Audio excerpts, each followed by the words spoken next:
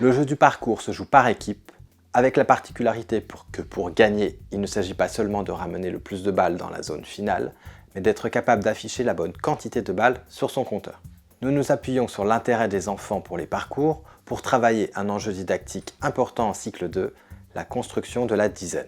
Dans ce jeu, vous allez avoir besoin de matériel pour réaliser un parcours, cerceau, coupelle, plot, bande de marquage, etc. Et de matériel pour l'activité mathématique de comptage. Des balles, de ping-pong par exemple, de compteurs, de collecteurs de balles et de dés à personnaliser.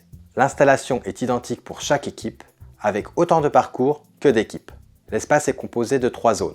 La zone de départ du relais, la zone du parcours, la zone de comptage de points. Délimitez la zone de départ à une extrémité du terrain et mettez les balles de ping-pong et le dé dans cette zone. Préparez le dé en amont de l'arrivée sur le terrain pour optimiser le temps d'installation. Délimitez ensuite la zone d'arrivée à l'autre extrémité du terrain. Cette zone contient le compteur de score que vous initialisez à 0 et les collecteurs de balles. Enfin, concevez les parcours entre ces deux zones. Ici, le parcours est divisé en 3 parties. Bien sûr, adaptez le parcours par rapport au matériel disponible dans votre école et à vos enjeux sportifs du moment. Pour une classe de 24 élèves, vous pouvez par exemple constituer 4 équipes de 6 joueurs. Pendant l'échauffement, les élèves trottinent autour du terrain, puis effectuent les mouvements qu'ils seront amenés à réaliser sur le parcours.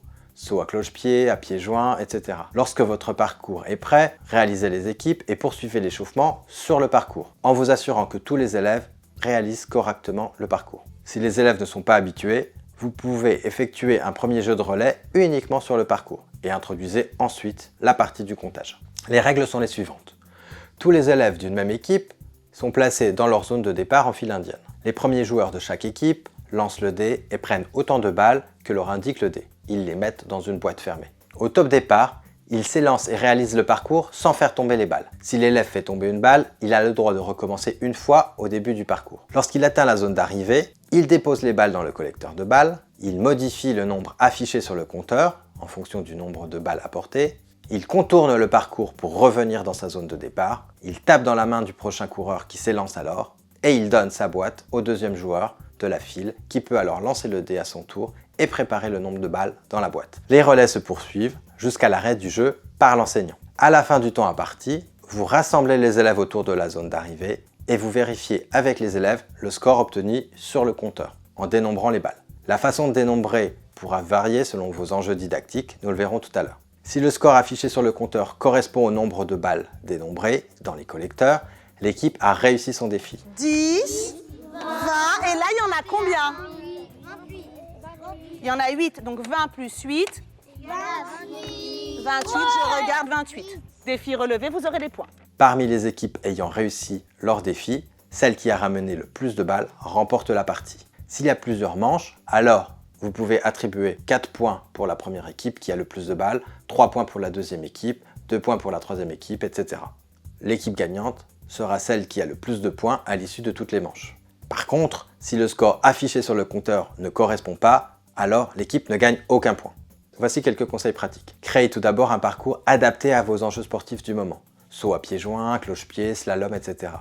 L'important est de faire des parcours identiques pour permettre l'équité entre les différentes équipes. N'hésitez pas à renouveler le parcours d'une séance à une autre pour amener de la nouveauté et de la difficulté ludique et sportive. Il est conseillé que les élèves soient déjà familiers avec les activités de parcours en relais pour introduire la partie mathématique. Mettez bien en place les automatismes lorsqu'un élève arrive à la fin du parcours. Au niveau didactique, on est véritablement au cœur de la construction du nombre avec un travail sur un objet mathématique et sportif, le compteur de points. Et l'aspect central dans le comptage de points, c'est le changement de dizaine, qui va survenir à chaque moment où un élève arrive avec un nombre de balles qui l'amène à dépasser la dizaine en cours. Voyons ensemble rapidement les différentes procédures possibles. Imaginons que le compteur est à 28 et qu'on arrive avec 3 balles. Une première procédure est celle du calcul mental. L'élève réalise 28 plus 3, 31 et il affiche 31 sur le compteur.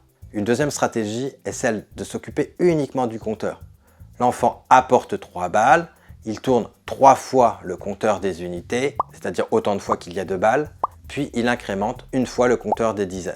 Notez que pour que cette procédure fonctionne, vous aurez besoin d'un compteur qui permet de faire des tours complets pour les chiffres. Une stratégie aussi est de rendre vraiment visible le nombre de dizaines et le nombre d'unités des balles, en particulier quand la construction de la dizaine est encore en cours ou fragile chez les élèves. Dans ce cas, le collecteur de balles peut être constitué de boîtes de 10. Si je poursuis mon exemple à 28 balles qui sont déjà dans le collecteur. Quand j'en apporte 3, alors je termine mon collecteur en cours et je démarre un nouveau collecteur. Il y a donc maintenant 3 dizaines et une unité. Je peux actualiser le compteur en écrivant le chiffre 3 des dizaines et le chiffre 1 des unités. Plus vous souhaitez travailler cet enjeu au cours d'une séance, plus les élèves vont devoir apporter de balles. Le dé est donc ici une variable didactique complémentaire qui vous permet d'augmenter la quantité de balles par passage. Vous pouvez démarrer le jeu sans dé, avec une seule balle, par passage pour que les élèves se familiarisent avec le jeu. Puis passer à un dé normal de 1 à 6, puis ensuite faire des valeurs de dés plus spécifiques. La valeur 10 est particulièrement intéressante car cela amènera les élèves à changer uniquement le chiffre des dizaines du compteur. Je vous conseille, en tant qu'enseignant, de vous placer dans le jeu comme observateur et de noter les réussites et les échecs de vos élèves afin de reprendre cela lors des temps en classe. Le travail sur le compteur pourra d'ailleurs être spécifiquement réalisé en amont ou en aval du jeu du parcours. Donc le nombre après 19, c'est, Lior? 20. Enfin, pour complexifier le jeu, particulièrement avec des élèves de fin de cycle 2, vous pouvez introduire une balle de ping-pong de couleurs différentes qui vaudra 10 points. Cela vous permettra de travailler avec les centaines même et d'adapter le compteur en conséquence. Vous avez maintenant toutes les cartes en main pour mettre en place ce jeu dans vos classes. Je vous invite à consulter la fiche de jeu qui reprend et détaille les points abordés dans cette vidéo.